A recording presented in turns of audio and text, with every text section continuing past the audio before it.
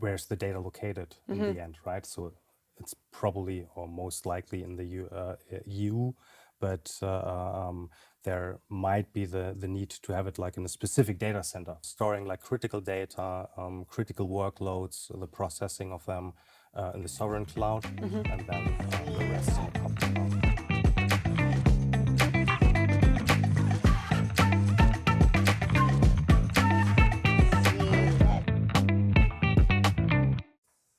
Hi and hello. Today I'm sitting down with Dennis for already the second time, and we are talking a bit about sovereign cloud and what it is, what it can, and also what it cannot do. And yeah, Dennis, maybe you can introduce yourself briefly. Yeah, thanks for having me the second time here. My name is Dennis. I'm Director Data Architecture, Data Engineering here in the location in Hamburg. And yeah, I'm happy to discuss what sovereign cloud is and what's not actually. Yeah, and maybe you can explain in 1-2 sentences how you would explain sovereign cloud, and especially what's the difference to the normal public cloud? Yeah, I would say there's not that much big of a difference on the one hand, but then on the other hand, there is a difference for sure. So sovereign cloud basically is when you're talking about legal control, technical control, operational control, and that within a specific jurisdiction. And that's basically how you can describe it. And yeah, I think we can dig deeper into it when talking about what these kind of controls then mean. So what can sovereign cloud not? So where does the misconceptions typically start? I think it start with if you're then saying, okay, it's a cloud in Germany, right? So that you have that label, okay, I have that cloud. It is located in a data center in Germany. That's not a sovereign cloud. It's basically, yeah, or you're often think that this is some kind of shield, right? So that you're able then to say, okay, I have a sovereign cloud, but the data is encrypted, and that's basically it. Right? And it's actually not. It's like a lot of controls that you have to make sure that everything is auditable, for example. Right?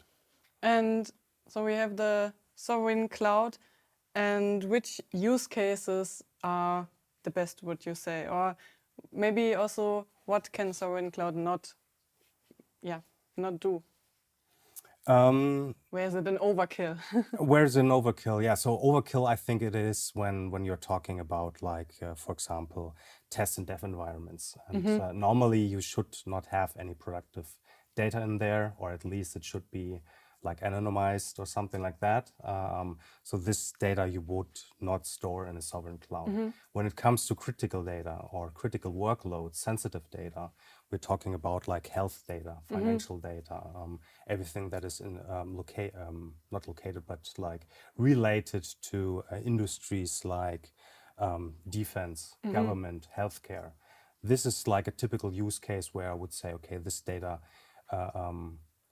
is critical when someone else is able to access that, and you have to have like specific controls to hinder that, and you have to have like audit trails to make sure who is going to access that data. And that's a typical use case where I would say this data needs to be in a sovereign cloud. And when we use the sovereign cloud, for example, for our super sensitive data, how does it explicitly change our day-to-day operations, our workflows? What would you say?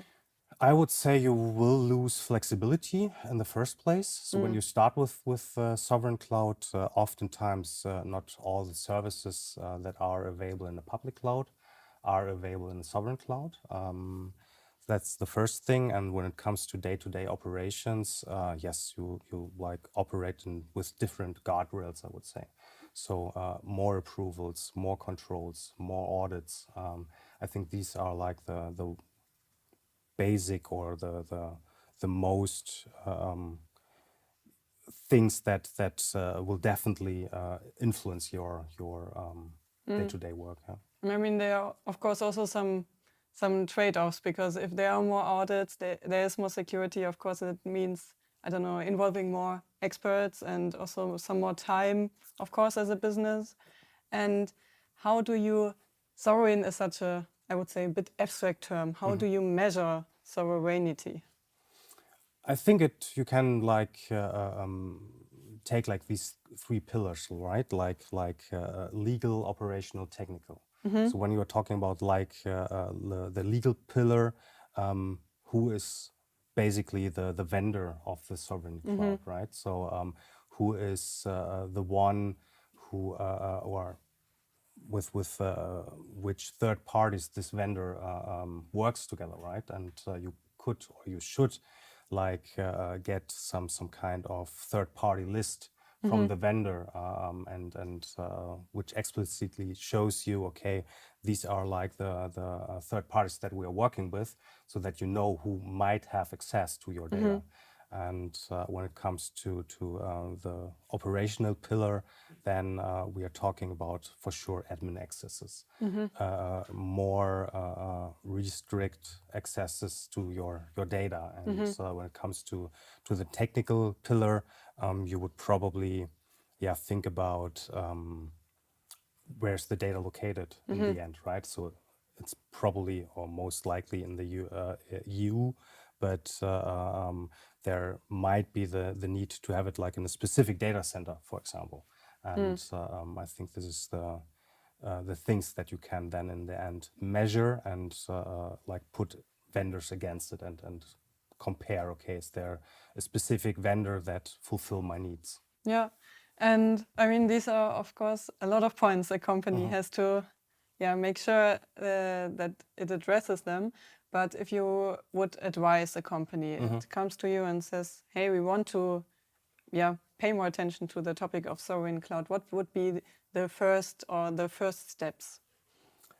I would do a proper risk assessment of your data, I would say. I mean, you don't have to choose a vendor first and then do a risk assessment. You have to be clear about what data do you have, what data do you want to make sure that no one or like with a restricted access data is accessible. And I think you should do like a proper risk assessment to be aware in the end, okay, this is data that needs to be stored in a sovereign cloud, and this is data that could be also stored in a public cloud, and then do the vendor search, who is going to fulfill these kind of requirements. And you also mentioned some regulated or some very strict industries like healthcare. And do you think sovereign cloud will be the default in the future for these kind of industries, or do you think it will be more of a niche term? What do you think? I think it will be definitely something that, especially like these kind of industries that we've mentioned, that they have to go to the sovereign cloud, but it will be for sure a mixture, I would say. So storing like critical data, critical workloads, the processing of them in the sovereign cloud, and then the rest in the public cloud. So maybe like gaining the benefits of the maybe more simpler public cloud for the day-to-day data, but for the very explicit, sensitive one, the more safer cloud. Exactly. So, okay, cool. Thanks for clarifying the term of sovereign cloud and what it is good for, actually. And thanks for being here today. Thank you for having me.